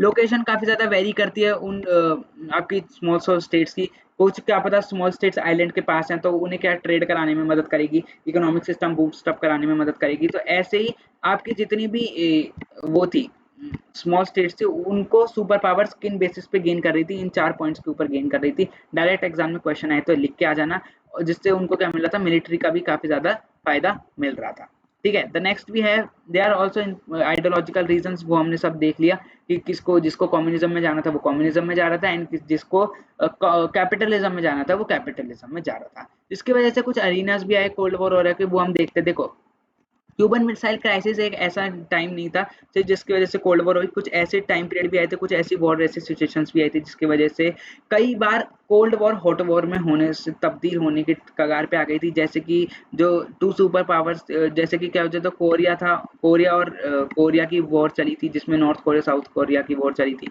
बर्लिन बर्लिन वॉल जो आप नेक्स्ट चैप्टर में पढ़ेंगे, उसकी जो वॉर थी, उस सारी सिचुएशन को आप देखेंगे, कॉन्गो वाली। तो ये कुछ ऐसी सिचुएशन थी जहाँ पे बहुत सारी क्राइसिस तो डेवलप्ड हुई थी, बट वो क्राइसिस क्या हो गई थी, अंडर कंट्रोल हो गई थी, जिसकी वजह से जो वॉर है आपकी वो हॉट से कोल्ड से हॉट की तरफ नहीं बढ़ी। जैसे कोरिया, वियतनाम, अफगानिस्तान, ये ऐसी जगह पे जहाँ पे न्यूक्लियर वेपन्स काफी ज्यादा स्प्रेड है। और यहाँ पर अगर ग्लोबल लेवल पे अगर यहाँ पे न्यूक्लियर वेपन्स का यूज होता है, तो majority of the majority of the areas में जो पॉपुलेशन है वो वेनिस्ड हो जाएगी। तो इस जैसी टाइम्स के लिए क्या करते हैं कि वॉर्स को कंट्रोल करते रखते हैं। अब कई टाइम पे क्या हो जाता है ना, कई बार किसी को मिसअंडरस्टैंडिंग हो जाती है। सपोज ये यूएस है और ये आपका यूएसएसआर है, यहाँ पे इन दोनों की लड़ाई भी नहीं है, किसी ने अफवाह फैला दी कि यूएसएसआर यूएसए पे अटैक करने वाला है या यूएसए यूएसएसआर पे अटैक करने वाला था। वो तो उस सिचुएशन में भी वॉर छिड़ जाती है। तो उस सिचुएशन में ये लोग क्या करते हैं, दोनों ब्लॉक्स अपने आपके जितने भी वेपन्स वगैरह हैं उन सबको आपस में डिस्कस करके एक एग्रीमेंट से वगैरह बनाते हैं कि हम जब भी वॉर करेंगे तो हम आपको लीगल नोटिस या कोई ऐसी हिंट देंगे जिससे हम वॉर को स्टार्ट करेंगे। तो इन जैसी सिचुएशन को कंट्रोल करने में जवाहरलाल नेहरू का काफी ज्यादा इंपॉर्टेंट रोल रहा है, क्योंकि इन्होंने क्या कर रखा है, कुछ वॉर्स में कर रखा है, प्रिवेंट कर रखा है, जिससे क्या हो रही है, वर्ल्ड वॉर 3 जैसी सिचुएशन नहीं हुई। जैसे कि कोरियाज में जो वॉर हुई थी उन सबको सॉल्व करवाने में जवाहरलाल नेहरू का काफी ज्यादा रोल था, और कॉन्गो की वॉर को सॉल्व करवाने में यूएन के सेक्रेटरी जनरल का काफी ज्यादा मैंडेटरी रोल उन्होंने प्ले करा था, ठीक है। द नेक्स्ट वी हैव, देखो यहाँ पर आपसे कुछ क्वेश्चन पूछे गए हैं कि what would happen if someone fired of nuclear weapon. देखो यहाँ पे वही है, मिसअंडरस्टूड वाली चीजें हैं। तो इन चीजों में आपको क्या करना है, यहाँ पे आप समझो, तो इन चीजों में आपको क्या करना है, आपको अपने सारे जितने भी डॉक्यूमेंट हैं, जितने भी वेपन्स हैं, उन सबको क्या करना है, एक साइड रख के एक ऐसी डॉक्यूमेंट तैयार करनी है, एक ऐसी मिसअंडरस्टैंडिंग ना हो, अंडरस्टैंडिंग के अंदर ही अंदर एक ऐसी चीजें तैयार करनी है जिसकी वजह से क्या हो, आपके पास एक ऐसे साइन हो या एग्रीमेंट हो कि अगर हम वॉर साइन करेंगे या अगर हम वॉर करेंगे तो हम ऐसी सिचुएशन बिल्ड करेंगे जिस टाइम पे आप वॉर को क्या करोगे, एक्सेप्ट करोगे। तो उस टाइम पे मिसअंडरस्टैंडिंग्स को ज्यादा ध्यान भी नहीं दिया जाता था। ठीक है, द नेक्स्ट वी हैव, देखो उस टाइम पे क्या होता था, स्टेबल वेपन। देखो हमने, मैं जैसे मैंने आपको क्या बताया कि वॉर जैसे सिचुएशन ना हो जाए, उसके लिए लोगों ने क्या करा, अपने वेपन्स को बैलेंस करा। ऐसा नहीं है कि यूएसएसआर के पास बहुत ही ज्यादा वेपन्स हैं एंड यूएसए के पास काफी ज्यादा कम वेपन्स है, नहीं। लोगों ने क्या करा, बैलेंस करा वेपन्स को। ठीक है, उन्होंने क्या डिसाइड करा, मेंटेन करेंगे हम किसको, अपने आर्म्स, अपने वेपन्स को किसके थ्रू, आर्म्स कंट्रोल के थ्रू, जिसके अंदर उन्होंने 3 पॉलिसीज निकाली जो थी limitation test band treaty, that is LTBAT। ठीक है, जिसे हम आगे जाके डिस्कस करेंगे। Then nuclear non proliferation treaty and anti ballistic missile treaty. देखो इन तीनों ट्रीटीज में क्या हमें देखने को मिल रहा है कि इन तीनों ट्रीटीज से आर्म्स क्या हो रहे हैं, कंट्रोल हो रहे हैं। ठीक है, लिमिटेड टेस्ट बैंड ट्रीटी में आपका क्या हो रहा था, देखो ये एक ऐसा वाटर के बॉडी के अंदर टेस्ट था जिसमें जो न्यूक्लियर वेपन है उन्हें वाटर के अंदर डालेंगे और उसमें विस्फोट होगा जिससे हम अपने वेपन्स को टेस्ट करेंगे। ये करवाना बंद कराया गया। Then non nuclear non proliferation treaty, इसमें क्या कहा गया, एक टाइम पीरियड के हिसाब तक जितने भी कंट्रीज ने इस टाइम पीरियड के अंदर बॉम्ब्स या न्यूक्लियर वेपन्स बना लिए हैं, सिर्फ अब उतने ही बनेंगे, उसके बाद कोई भी न्यूक्लियर वेपन्स नहीं बनेगा और उसको सबको साइन करना जरूरी था। ये सब आप नेक्स्ट चैप्टर में भी पढ़ोगे कि इस चीज को इंडिया ने साइन करने के लिए मना कर दिया था। Then we have anti ballistic treaty, जिस मिसाइल ट्रीटी, जिसमें आपको बड़ी बड़ी मिसाइल्स नहीं बनानी है। आपको ऐसा करना है कि अगर वर्ल्ड में कभी भी वॉर जैसी सिचुएशंस भी होती हैं, then you had to be under control. ठीक है, इन जैसी सिचुएशन से क्या हो रहा है, हमारे जो आर्म्स हैं वो क्या हो रहे हैं, कंट्रोल हो रहे हैं। ठीक है, then we have challenge to bipolarity. देखो चैलेंज टू बाइपोलैरिटी, बाइपोलैरिटी को चैलेंज कौन कर रहा था, ये अभी हम देखते हैं। मैं आपको बताता हूँ चैलेंज कैसे हुई थी हमारी बाइपोलैरिटी।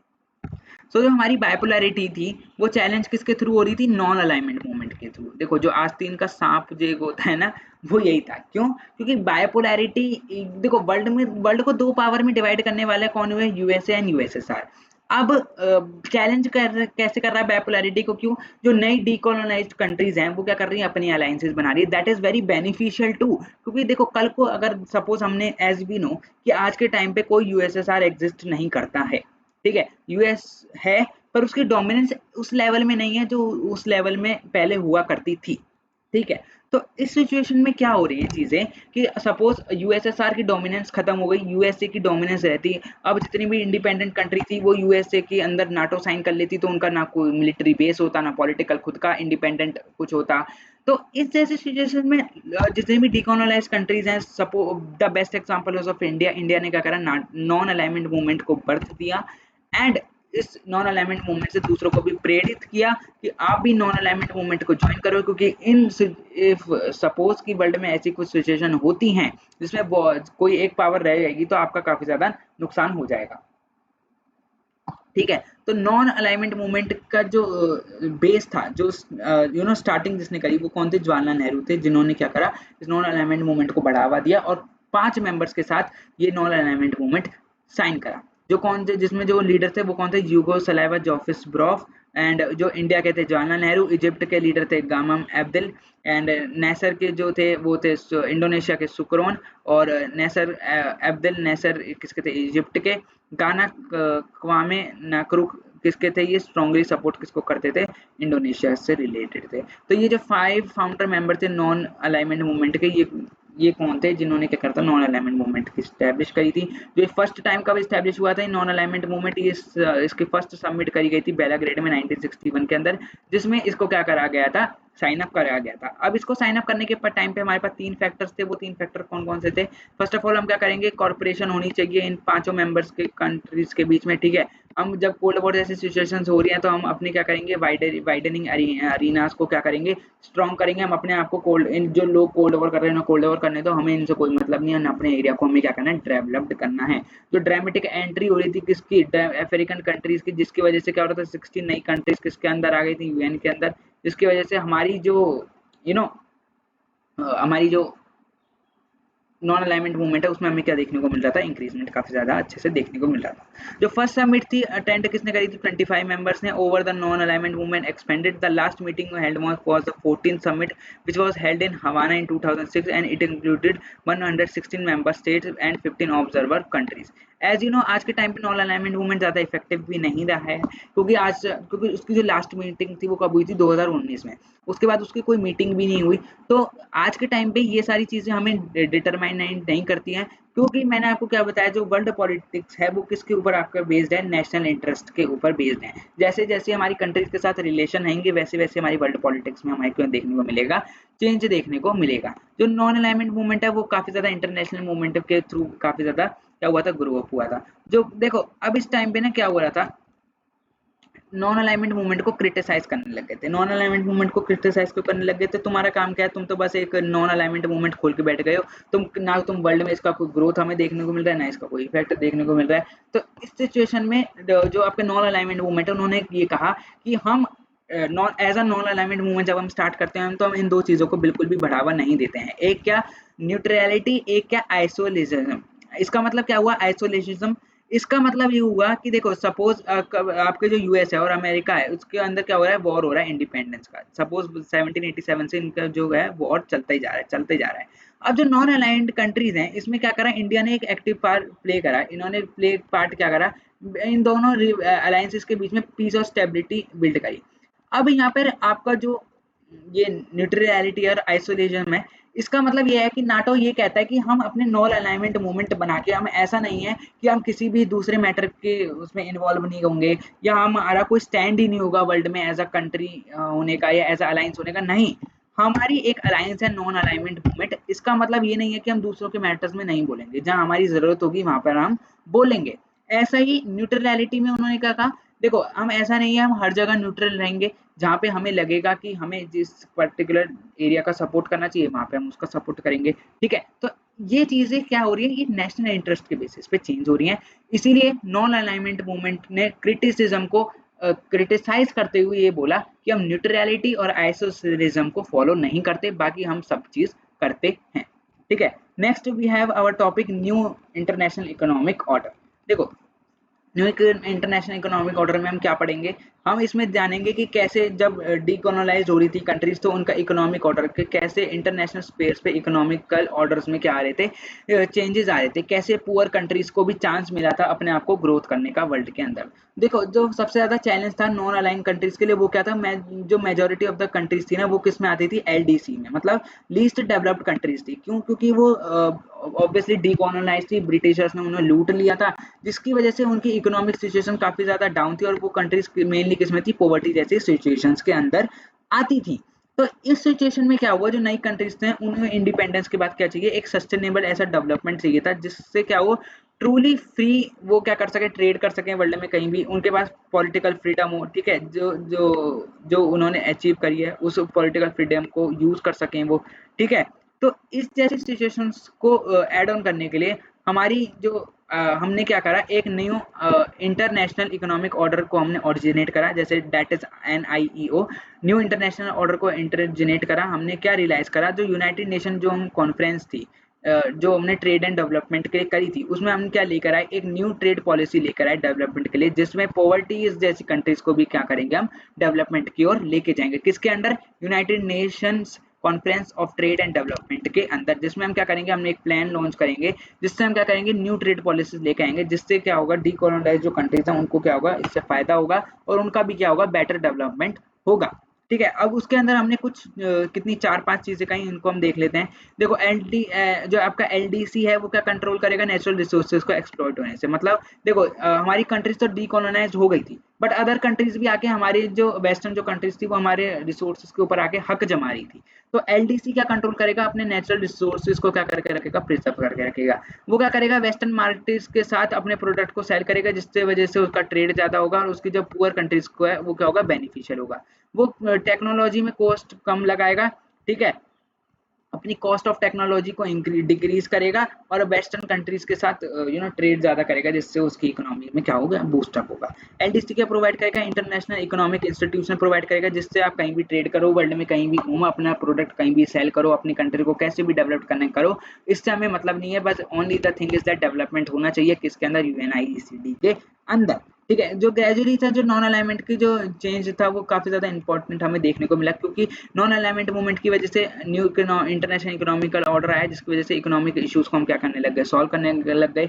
1961 में क्या हुआ, फर्स्ट समिट हुआ किसका, बेलाग्रेड के अंदर नॉन अलाइनमेंट मूवमेंट का, जिसमें इकोनॉमिक सिचुएशंस को हमने ज़्यादा भाव नहीं दिया, हमने उनको ज़्यादा इंपॉर्टेंट नहीं रखा, बट हमने क्या था, हमारा मेन एजेंडा क्या था, हमें अपने वर्ल्ड में एक पॉलिटिकल आइडेंटिटी बनानी है।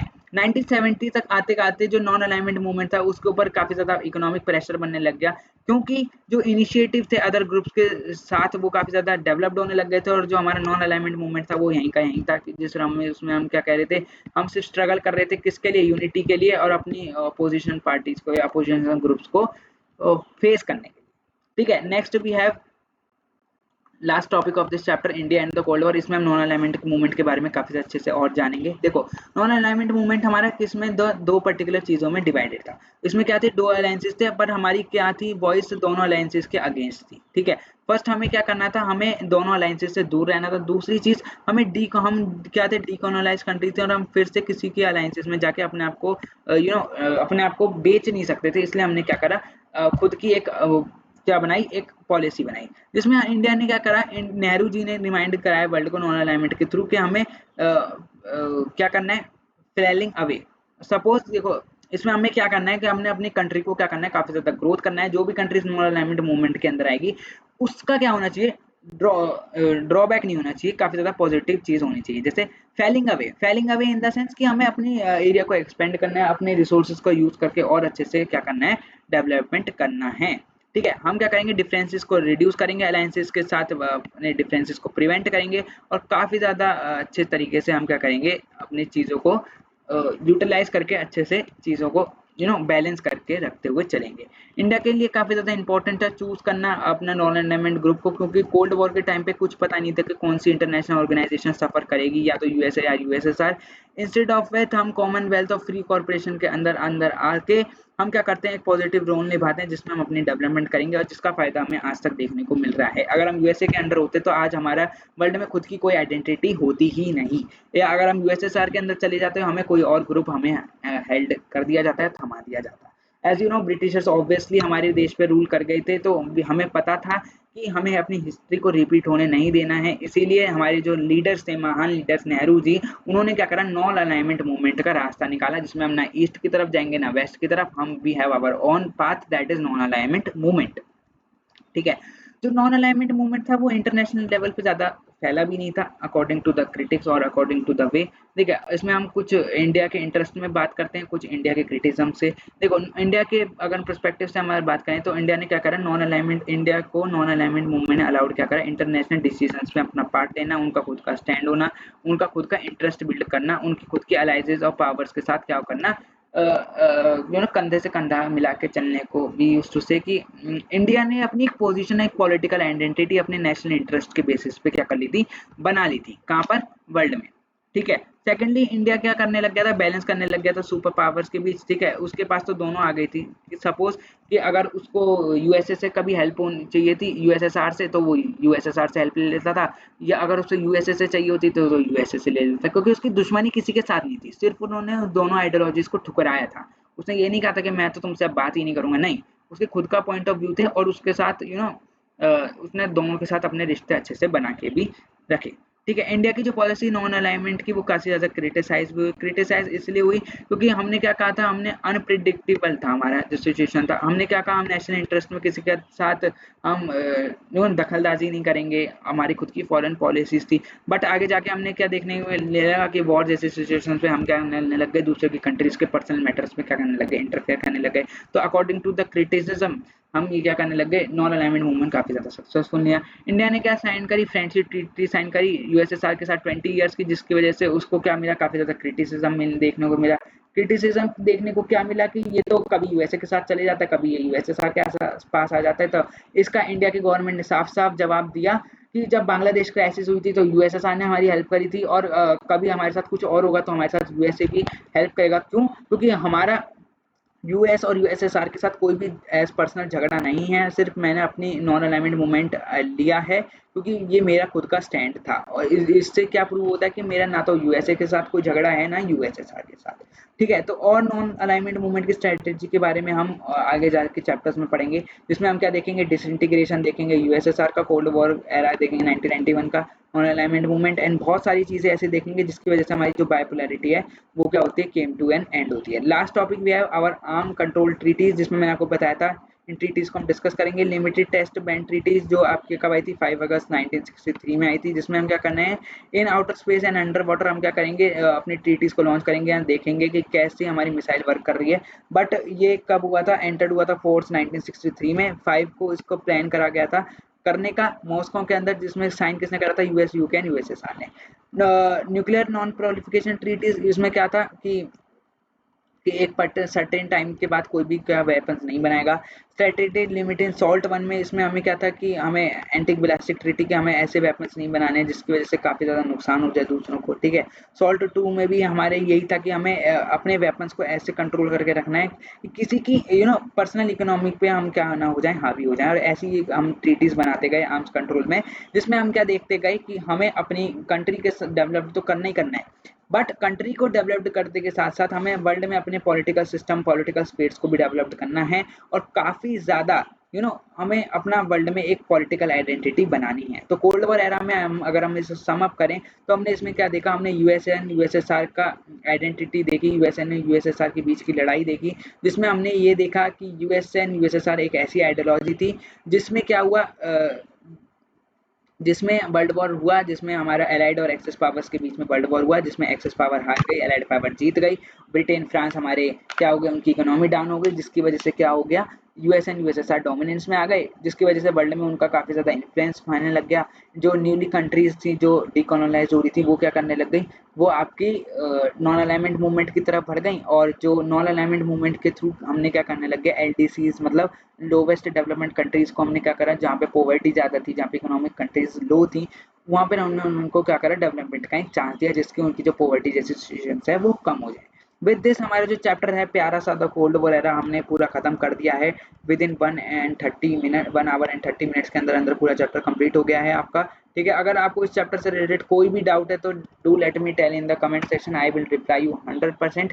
ठीक है, and I have given my best, अपना एक्सप्लेनेशन मैंने पूरा बेस्ट तरीके से एक एक चीज़ आपको अच्छे से एक्सप्लेन करी है। अगर आपको जरा सा भी हेल्प मिले इस चैनल से, देन चैनल को लाइक शेयर सब्सक्राइब करना मत भूलना। मिलते हैं नेक्स्ट वीडियो में, that will be the end of bipolarity.